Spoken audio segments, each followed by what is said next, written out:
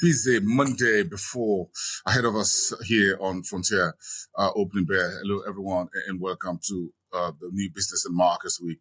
We're getting the week started with a lot of news grabbing the headlines. Of course, I'm sure by now you've heard the news that the US and China decided to de-escalate the tariff war between the two biggest economies in the world. It's a 90-day window. China says it will take tariffs in the US down to 10% within the period. The United States is going to do a similar scaling down of the 145% tariffs under President Trump down to 30%. We'll see how this is pacing out. The global stock markets recovering very rapidly on that. Oil prices jumping early Monday. Gold prices continued to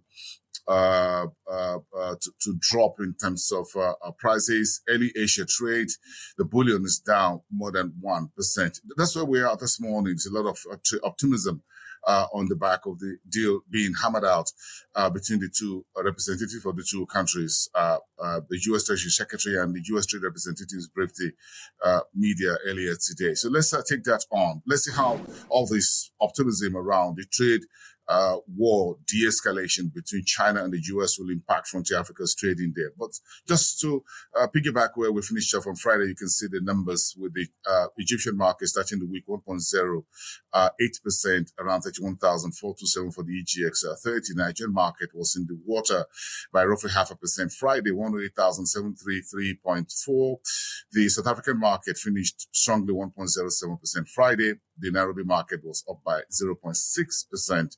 And the BRVM up by roughly 1%, 295.02 for the composite. So let's go on and see what's the big headlines across Africa today. We've got a whole lot to pack into the new week. The latest news out of Nairobi is that the IMF is considering the move by President Ruto's administration to remove any IMF funding support from the 2025-2026 budget.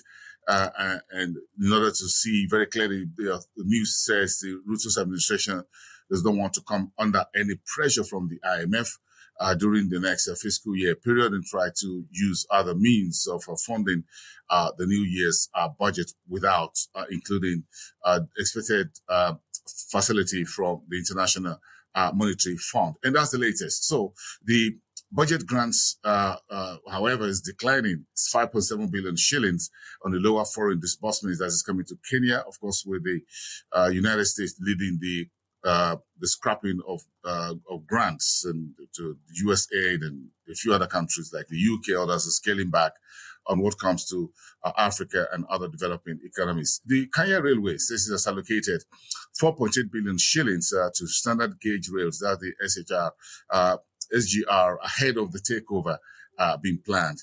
The UAE and Tanzania are looking to set up bilateral business council for countries. The idea is to promote trade and investment cooperation.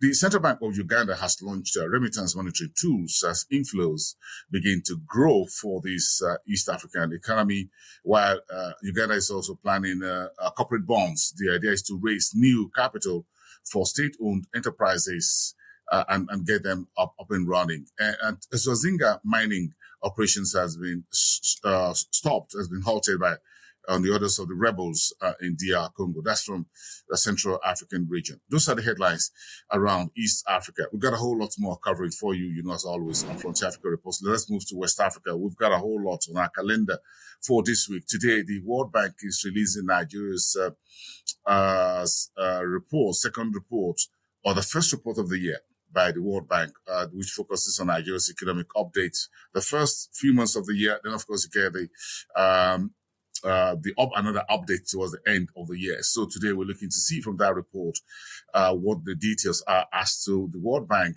outlook on Nigeria's state of the economy and the reforms and actions and policies of the government. We're starting today, 3-day high-level Africa debt talks by the African Union and the EFDB, including the government of Togo. That is taking place in Lomé, the Togolese capital. Also today, the African CEOs Forum for this year, high-profile business event is taking place in Abidjan, the financial and economic capital of Côte d'Ivoire.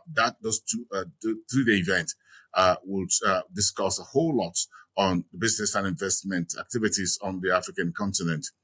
And keep an eye on this very important forum as well.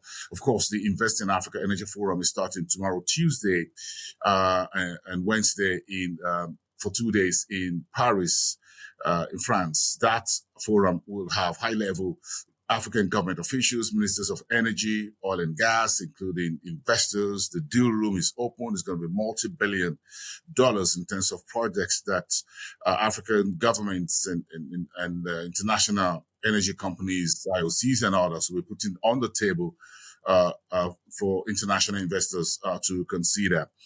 And India's Prism Foods Investors says it's done 10 billion naira in the onion processing facility, which is based in Kano State. That's northern part of Nigeria. Kano is one of Nigeria's highest producing states when it comes to this vegetable as onion.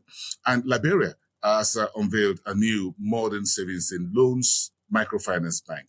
And the whole is to support small and medium enterprises and individuals in the country to get easy access to credit to support those micro businesses in the West African country. Those are some of the headlines there. Keep that in mind. Let's take it up. Let's move it on to Southern Africa. Gold prices falling roughly 2% in early Asian trade. I mentioned that at the start of the program because of the deals being cut by the US and China representatives over the trade tariff war that started on April the 2nd, fired by US President Donald Trump, called it Liberation Day. And the Kingdom of Eswatini in Southern Africa is looking to float about $275 million in sovereign wealth fund. The whole concept or the idea by the Eswatini Kingdom is to support manufacturing industries and agriculture. And Mozambique is reinforcing its energy links with Zambia and Zimbabwe within the Southern African community, while Old Mutual, listed on the GS in South Africa, has appointed Jurie Stedham as a new chief executive officer. Congratulations. And Namibia says it has stopped the Trans-Namibia's $2.5 billion Namibian trade deal because there's just one single supplier and the bidding concern. So the country would want to see more suppliers, more bidders step forward and be able to compare those contract notes that is putting forward for the particular project. As Zimbabweans, they are rushing into property buying because gold prices rallying and the market on the equities markets down roughly 21% since the year started on the Zimbabwe stock exchange. So you get money from gold, they're pushing it into the property sector. Now that gold prices are decelerating, now let's see what happens. All right, let's finish up in North Africa. Egypt and Switzerland says they're holding the first joint economic committee in the city of Bern of Switzerland. And the AIB and Al-Ahli pharaohs to manage about 20 billion Egyptian pounds securitization bond program on behalf of Tatweer Misr, which is a company within the Egypt market. And liquidity in the Egyptian banking system was about 12.56 trillion Egyptian currencies at the end of March this year.